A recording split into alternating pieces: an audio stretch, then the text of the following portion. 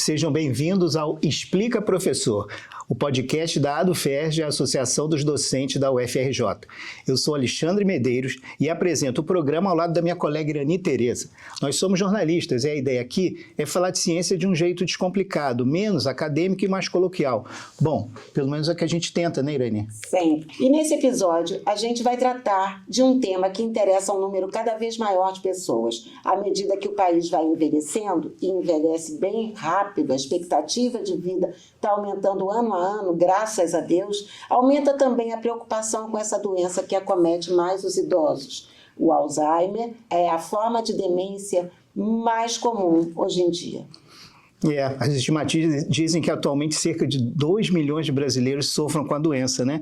E é uma preocupação maior até para mais gente, né? Porque tem as famílias, os cuidadores, é um universo de pessoas que fica sensibilizado com isso.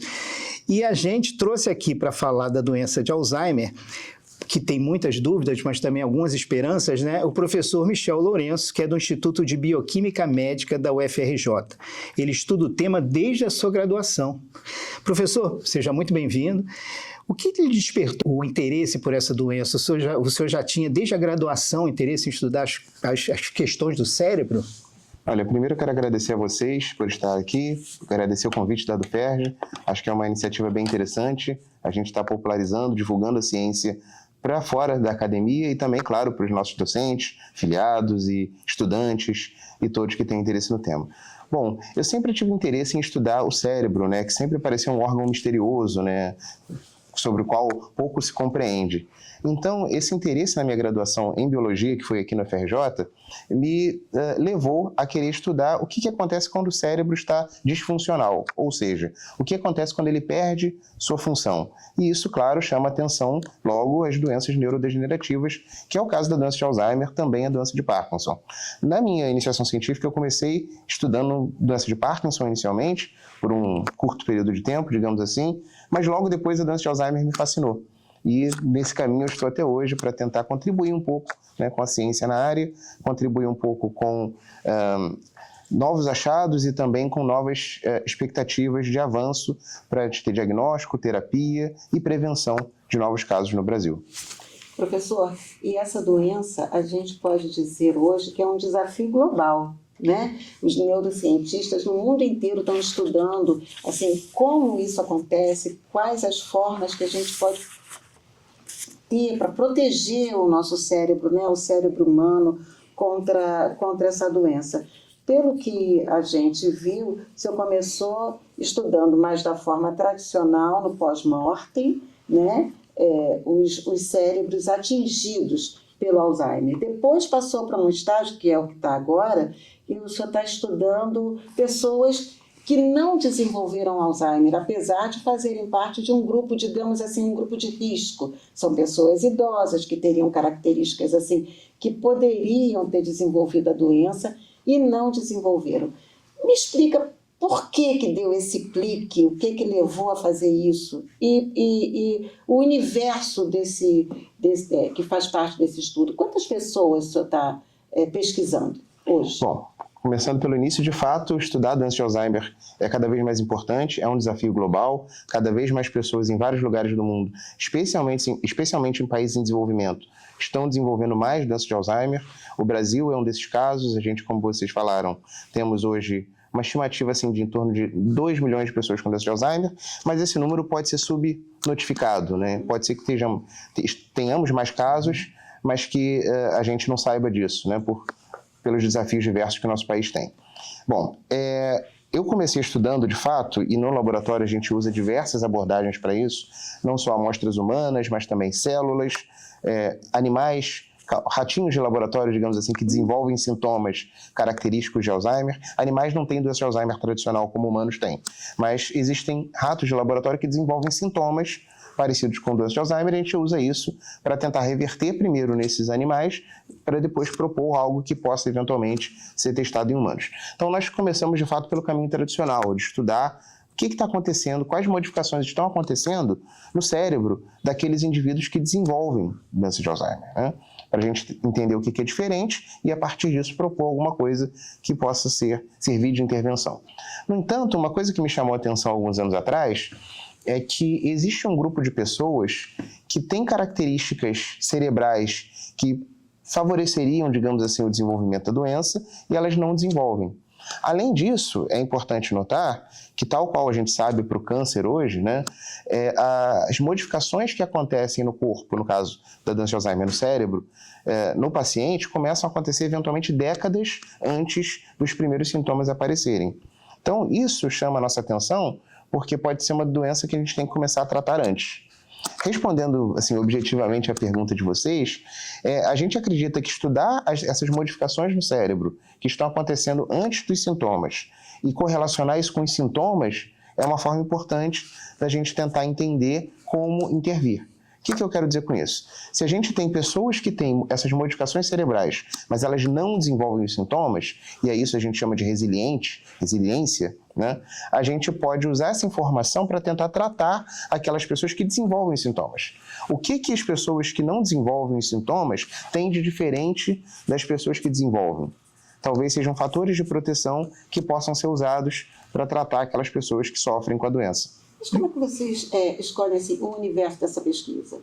Assim, você está falando, a gente pega pessoas que têm umas características cerebrais que desenvolveriam essa doença. Como é que vocês fazem para perceber isso? Tem diferentes formas de abordar essa questão, né? Uma delas, por exemplo, em colaboração com o Banco de Cérebros da USP, da Universidade de São Paulo, a gente estuda casos de pessoas que faleceram e que doaram seus cérebros para pesquisa e que nesses cérebros a gente pode analisar essas mudanças patológicas características de Alzheimer.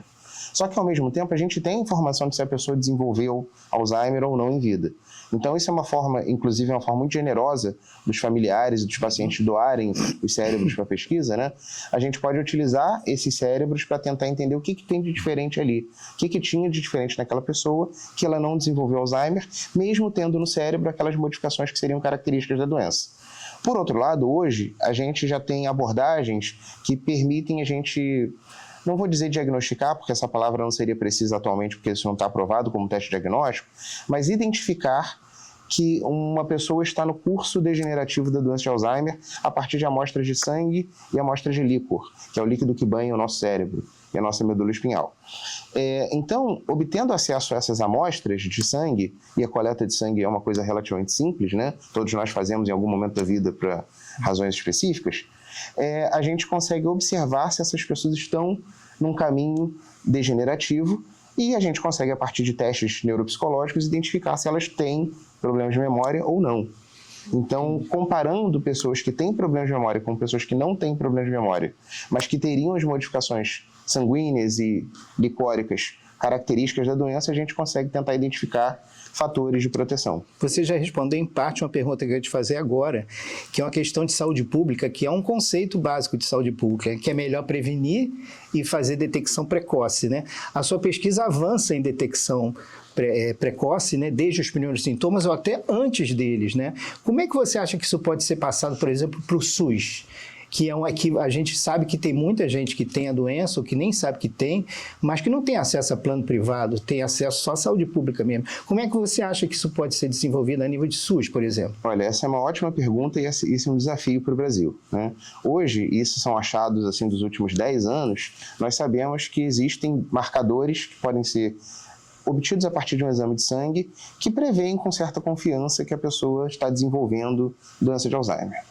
É claro que a gente primeiro tem que validar esses marcadores aqui no Brasil, porque esses estudos foram realizados nos Estados Unidos, na Suécia, em populações muito diferentes em termos genéticos, em termos até socioculturais também, né? E a gente precisa validar esses achados aqui no Brasil. Os primeiros estudos aqui no Brasil saíram ano passado, 2025, né? Um aqui da UFRJ e outro da Universidade Federal do Rio Grande do Sul, mais ou menos ao mesmo tempo, mostrando assim preliminarmente que esses marcadores parecem que funcionam bem.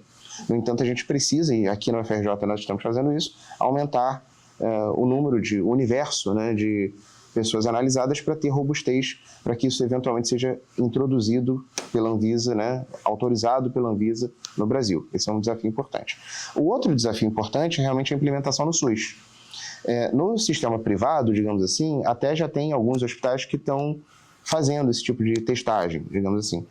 A implementação no SUS vai ser muito importante e nós também no laboratório, aqui no nosso grupo de pesquisa, estamos tentando desenvolver metodologias e desenvolver estudos de aplicabilidade, de viabilidade de aplicação desses biomarcadores no SUS. Por enquanto, são testes ainda relativamente caros, mas não impraticáveis, né? E é claro que o ganho de escala, e como eles estão ganhando importância, o ganho de escala deve baratear os custos, né? E o SUS, enquanto um mercado enorme, né, porque atende boa parte da nossa população, também tem essa vantagem de poder negociar com fabricantes de forma mais barata, né? Só que não basta a gente realmente de um dia para o outro implementar no SUS.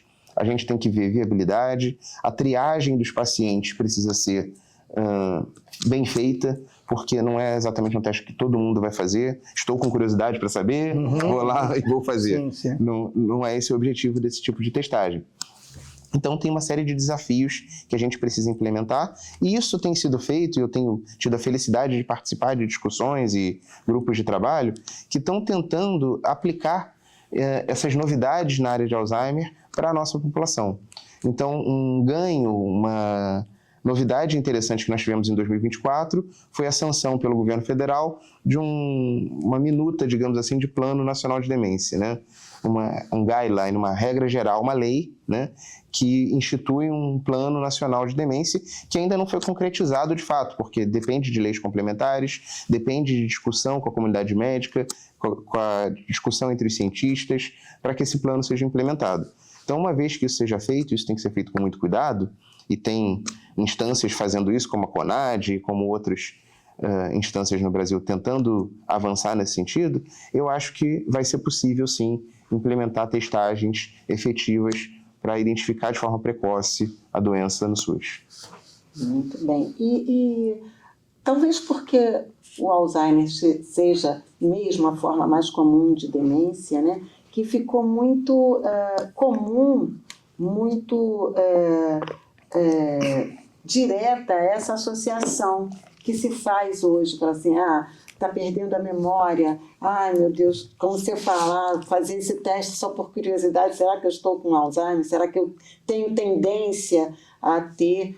Mas a perda de memória é também um sintoma de outras demências, né? Talvez seja um sintoma comum a todo tipo de demência, não sei. Como é que a gente pode diferenciar uma coisa da outra? A gente, leigo, tem como diferenciar? E outra coisa, a gente pode ter um jeito na vida que faça a gente retardar um processo assim, ou postergar isso, prevenir esses sintomas, como a gente estava falando, da prevenção? Olha, quando a gente está falando de doença de Alzheimer, ela de fato corresponde a 60% a 70% de todos os casos de demência. Então, de fato, é a causa mais comum de demência, né? Demência refere-se a um quadro progressivo de neurodegeneração que culmina no prejuízo progressivo das funções cognitivas, executivas, motoras, eventualmente, e levando o paciente a completa dependência, né, de cuidadores, etc.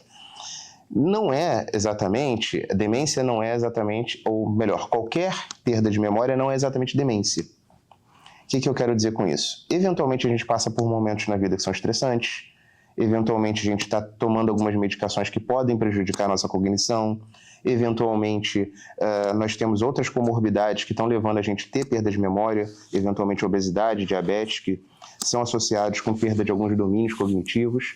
Então, nem toda perda de memória é demência de fato. Além de que o mais comum é que essas demências, e principalmente a doença de Alzheimer, acometam pessoas acima dos seus 65 anos. Existem, é claro, casos minoritários, digamos assim, de pacientes que têm formas mais agressivas, geralmente que a gente chama de familiares, hereditárias, né, que passam de mãe ou pai para filho, né, de demência, que aí sim os sintomas começam a aparecer aos 45, 50 anos e ela tem uma progressão mais rápida, né, mas não é 98%, 99% dos casos que são esporádicos e aparecem mais tarde na vida. Então não é necessariamente uma pessoa com 40, 45 anos que está desenvolvendo um quadro de demência. Pode ser que as modificações cerebrais que vão levar ela a apresentar sintomas no futuro já estejam acontecendo e, para isso, os testes com biomarcadores de sangue vão ser úteis, né? Para a gente identificar bem cedo. Mas a pessoa que já está tendo sintomas de memória pode ter outras causas, né? Pode ser estresse psicológico, pode ser transtornos mentais, depressão, ansiedade, coisas, claro, que têm que ser acompanhadas por um neurologista, por um psiquiatra, mas que não necessariamente são demência. Tá, mas o que eu posso fazer então para prevenir, né, ou para diminuir a chance de desenvolver demência no futuro? Melhorar a qualidade de vida, melhorar os hábitos que são bons para a saúde. Ou seja, deixar de ser sedentário, praticar exercício físico, tomar cuidado com a alimentação, comer mais vegetais, alimentos naturais, evitar ultraprocessados, reduzir álcool e reduzir tabagismo, se possível cessar tabagismo, parar de fumar, ter atividades que são boas para o cérebro, ler um livro, fazer uma atividade musical, jogos, não bet, pelo amor de Deus, tá, gente? Mas jogos que sejam cognitivamente, né, positivos, cultivar relações sociais, ter amigos, encontrar amigos no final de semana, evitar estresse psicológico, melhorar a qualidade de sono. Tudo isso que eu estou falando aqui até agora são coisas que são boas para a saúde de forma geral, né? Acho que ninguém duvida disso, né? E então, além de você prevenir seu risco cardiovascular, prevenir alguns tipos de câncer, você de brinde vai prevenir também a chance de desenvolver demência. Isso significa com certeza que você não vai ter demência? Não, é claro que não. Assim como atividades multimodais de intervenção de estilo de vida não garantem nada, mas é o que a gente tem hoje de mais efetivo, de decisão individual que a gente pode tomar para reduzir o nosso risco de demência. Na questão do exercício físico, já está comprovada essa associação com o cérebro? Sim, o exercício físico ele é benéfico para o cérebro, isso já é bastante conhecido. Já é conhecido que praticar exercício físico reduz a chance regular, né? Não é um dia acordo e faço, só faço depois daqui a 3 semanas, né? Mas a prática regular de exercício físico reduz a chance de desenvolver Alzheimer. Ela é benéfica até já para pacientes que já estão com doença de Alzheimer. Não é a cura, mas ela diminui a velocidade com que a doença progride. E nós, no laboratório, demonstramos uma explicação, né? Um mecanismo através do qual isso acontece. Quando a gente se exercita, o nosso músculo faz força, né? Faz esforço, e ele, por conseguinte, libera no sangue um monte de moléculas que são positivas para o cérebro. Tem um monte de moléculas e elas vão cair no nosso sangue, vão chegar lá no nosso cérebro e vão fortalecer a conexão entre os neurônios. Uma dessas moléculas é a irisina, que nós descrevemos em 2019, que ela é importante para esse efeito positivo que o exercício tem no cérebro no contexto de doença de Alzheimer. Mas existem outras também. Isso no meio, durante a pesquisa que vocês estão fazendo? Sim, sim. Nós descrevemos isso durante a nossa pesquisa, que é um contínuo, né? Um projeto vai levando ao outro, né? Uma coisa que você comentou aí rapidamente, mas a coisa do cérebro não ficar parado, né? Eu vi uma peça há pouco tempo do Otton Bastos, que já tem 92 anos, né? Um monólogo, que ele, inclusive o nome é Não Me Entrego Não, né? Que é bem específico, né? E ele, são 1 hora e tanto de peça, ele com um texto decorado na cabeça, e eu fiquei impressionado com aquilo, falei, gente, que loucura, né? Fernando Montenegro, que eu acho que você já até citou também numa entrevista sua, também tem uma capacidade de decorar textos fantásticos. Como é que o cérebro pode ser exercitado também, além, claro, do corpo, que a gente já viu que tem vantagens aí, como é que você pode exercitar o cérebro? Ler, você já falou, ler livros é uma boa, mas que outras coisas podem ajudar? Olha, já tem vários fatores assim, comprovados que são bons para o exercício cerebral, né? Alguns joguinhos específicos, leitura, música, tocar um instrumento musical é bastante, né, importante, bilingualismo, ou seja, falar um outro idioma, aprender um outro idioma, né? A própria educação formal, estudar é uma coisa boa, nunca deixar de estudar é uma coisa importante, né? Inclusive no Brasil, né, tem um estudo lá da Universidade Federal do Rio Grande do Sul que sugeriu que a falta de educação formal, né, a falta de escolaridade formal é o principal fator modificável que contribui para o risco de doença de Alzheimer no Brasil, né? Fora do Brasil tem outros fatores também, e aqui também tem. Mas uma parte considerável do risco pode ser explicado pela falta de escolaridade formal, que a gente sabe que é uma deficiência, né? É um problema social que a gente tem no Brasil. A gente está melhorando lentamente, mas é um desafio importante, né? Então isso deve se explicar por um conceito que a gente conhece como reserva cognitiva, né? Que à medida que a gente exercita nosso cérebro, fortalece as conexões cerebrais, formamos novas conexões entre os neurônios, pelo estímulo, né, do aprendizado, nós podemos criar uma reserva, digamos assim, contra a perda que pode acontecer na doença. Michel, você tem 36 anos, né? Bem jovem ainda, está de malas prontas aí para Barcelona para receber um prêmio internacional pelas suas pesquisas com Alzheimer, né? Mas como é que você aqui no Brasil, diante da realidade das nossas federais, né, com orçamento curto, né, como é que você consegue desenvolver sua pesquisa que é tão ampla, tão complexa? Tem parcerias, tem apoios externos? Como é que você consegue tocar esse barco aí? Que milagre é esse? Explica pra gente. Olha, até queria poder fazer milagres, seria ótimo, mas acho que o que faz a gente se mover, assim, e a gente mover para frente é o trabalho, né? Primeiro, não se faz ciência sozinho. Então, a gente tem um grande grupo de pessoas interessadas e motivadas, um grande grupo de pesquisadores em diferentes momentos da carreira, desde pessoas que estão na graduação, estão cursando a graduação, até pessoas que já terminaram seu doutorado, fizeram pós-doutorado, e alguns professores do nosso grupo também, docentes do UFRJ. Então, somos um grande grupo de pesquisa. Então, isso ajuda porque gera força de trabalho, uma força de trabalho motivada, enfim, pessoas motivadas trabalhando juntas chegam em algum lugar. Só que também motivação não compra reagente, motivação não compra os insumos Sim. que a gente precisa para fazer pesquisa. Então, nós temos financiamento de diferentes instâncias, né? Tanto das agências de fomento do CNPq, da FAPERJ, do Ministério da Saúde, e também de instituições privadas que são organizações não governamentais e instituições de caridade que fazem doações para pesquisa, tanto no Brasil, caso Iniciativa Ciência Pioneira, o Instituto Serra Pilheira, e também fora do Brasil, Alzheimer Association, IBRO, ISN, que são fundações, digamos assim, que fazem aporte para a pesquisa. Felizmente, nossa pesquisa tem tido uma repercussão importante, internacional, na comunidade científica internacional, e isso ajuda um pouquinho a gente angariar mais apoio e captar mais recursos e possibilidades de fazer pesquisas colaborativas, parcerias com pesquisadores no exterior também nos ajudam bastante. Então, é uma combinação de fatores, no final das contas, né? Infelizmente, a nossa UFRJ aqui, que é a maior universidade federal desse país, está com uma escassez de recursos que há muito tempo não era vista, né? Isso é um problema que eu acho que o governo federal precisa corrigir, precisa olhar para isso com atenção, né? Por conta até da infraestrutura básica da universidade, né? E ver também que existem muitos cientistas, e eu não estou falando do meu grupo de pesquisa, né? Mas existem muitos cientistas em áreas correlatas, em outras áreas, fazendo trabalhos muito importantes, não só para a ciência do ponto de vista estratégico, mas estratégico também para a população brasileira. Então, a universidade tem muito a contribuir, ela só precisa ser financiada. Uma vez financiada, esse dinheiro que é colocado aqui retorna para a sociedade multiplicado. Acho que isso é importante de ser comentado. Michel, esse prêmio que você vai receber em Barcelona, fala um pouquinho para a gente o que motivou esse prêmio. Olha, esse é o Alba Roche Prize for Excellence in Neuroscience. Eu fiquei muito feliz, na verdade, de receber esse prêmio, de receber a notícia que saiu em março, né? Porque eu acho que é um reconhecimento muito importante. Claro, é pessoal, mas ele é um reconhecimento que é estendido ao laboratório, ao grupo de pesquisa grande que a gente tem. Então, nada disso seria possível se não fosse essa galera, digamos assim, trabalhando e motivada e tentando entender mais sobre a doença de Alzheimer. Então, esse é um prêmio que é a primeira vez que alguém trabalhando fora da Europa recebe. Então, fiquei mais feliz por isso, porque está vindo aqui para o nosso Brasil.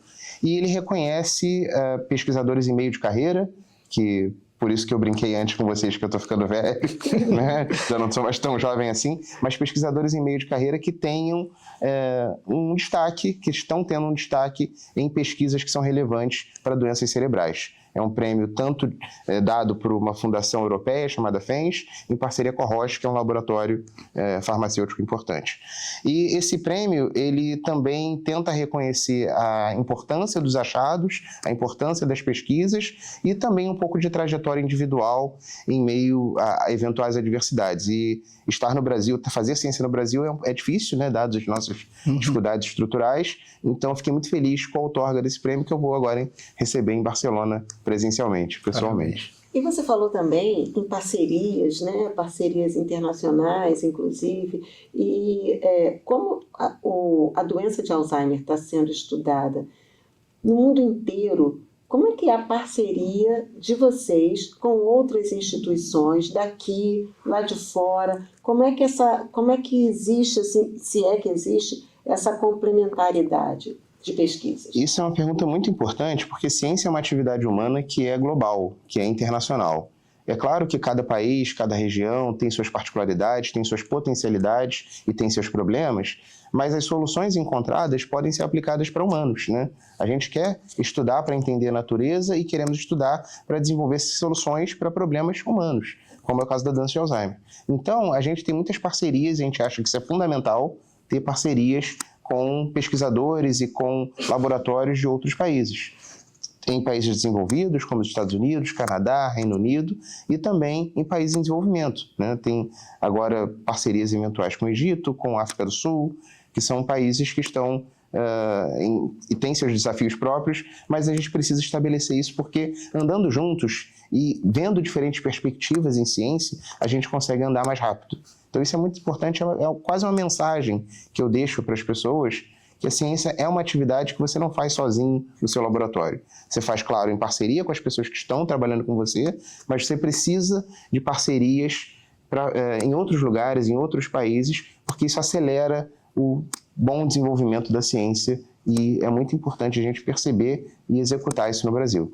E eu fico muito feliz de estar colocando minha cara, que vai estar lá para receber o prêmio, como eu disse, mas eu fico muito feliz de representar um prêmio que está vindo para o Brasil e que está reconhecendo a excelência acadêmica de pesquisadores que estão fazendo diferença no Brasil. Isso não sou eu. Tem muitos pesquisadores na área de demência que estão fazendo um belo trabalho, tanto na FRJ quanto em outras universidades, e que estão contribuindo de forma bastante relevante para a ciência na área. Então, é um motivo de orgulho para o Brasil ter esse reconhecimento, não desse prêmio específico, mas do conjunto da obra, de como os pesquisadores brasileiros em demência estão contribuindo para a área.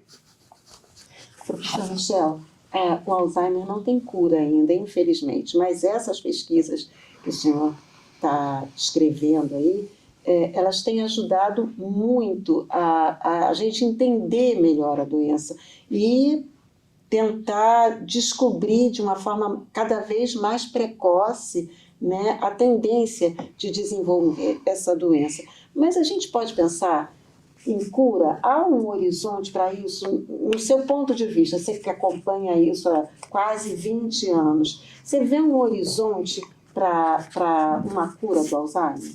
Olha, eu tenho costumado dizer que é um momento muito animador para se trabalhar com doença de Alzheimer, para se pesquisar doença de Alzheimer. Por quê?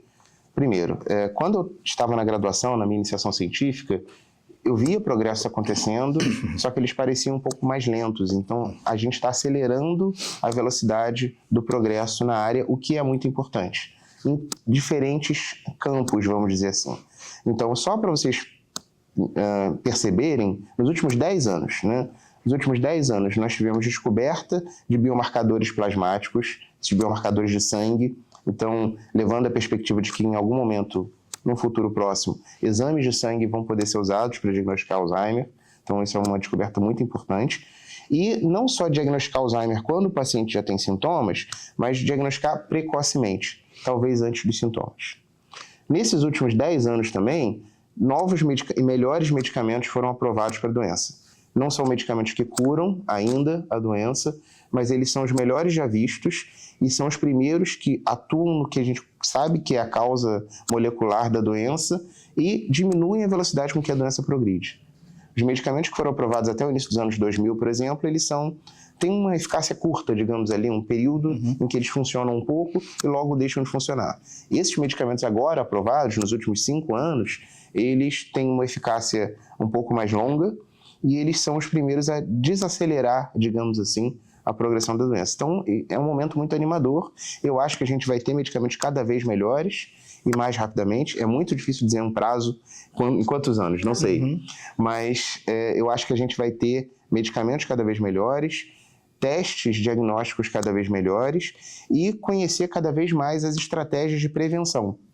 Porque a gente tem que atuar em diferentes frentes, gente. A gente precisa, claro, tratar as pessoas que estão sofrendo com a doença, a gente precisa identificar cada vez mais cedo aquelas que estão ali no caminho para sofrer com a doença, mas a gente precisa prevenir que outras pessoas entrem nesse caminho. Quer dizer, mesmo que a gente não trabalhe com uma perspectiva de cura num horizonte mais ou menos plausível, pelo que você está falando, a gente pode pensar numa doença controlada, num controle disso com esse avanço dos medicamentos, é isso? Eu creio que sim, é uma doença complexa, não é uma doença simples, mas nós já temos aí na ciência exemplos bons de doenças que são controladas. Diabetes hoje pode ser muito bem controlado com medicação. Vários tipos de câncer hoje também são controlados, né? Então você tem pacientes em remissão, pacientes que ficam livres do câncer por muitos anos, para o resto da vida. Então eu vejo um horizonte assim. Claro que tratar diabetes e principalmente tratar câncer hoje não é simples, não é fácil, né? Existe todo um procedimento, diferentes abordagens, algumas podem gerar algum sofrimento ali durante o tratamento, mas é um benefício. E eu acho que esse mesmo caminho pode ser seguido para a doença de Alzheimer, para demências. A gente pode conseguir manejar, administrar a doença de forma que o paciente conviva e pare de perder suas funções, pare de perder sua memória, perder sua cognição, perder sua capacidade executiva, tenha qualidade de vida, autonomia. Eu vejo e essa minha ansiedade é força. Eu sei que não dá para prever, mas esses biomarcadores que você estava falando, que o custo vai diminuir, a tendência é que diminua esse custo e que possa ser até um dos caminhos para o SUS, né? Acompanhar isso e tentar não reduzir, mas identificar melhor o Alzheimer. Isso a gente pode ter um horizonte, não pode? Quando é que a gente vai ter essa massificação, você imagina? Olha, eu gostaria que isso acontecesse nos próximos 5 anos, porque a gente tem no Brasil tecnologia para fazer isso, pesquisadores capazes de desenvolver, né? Nós estamos tentando contribuir com isso também. Claro que isso demanda de financiamento, né? Atualmente, os insumos e tudo que a gente compra para fazer pesquisa, a gente compra em dólar, vem do exterior.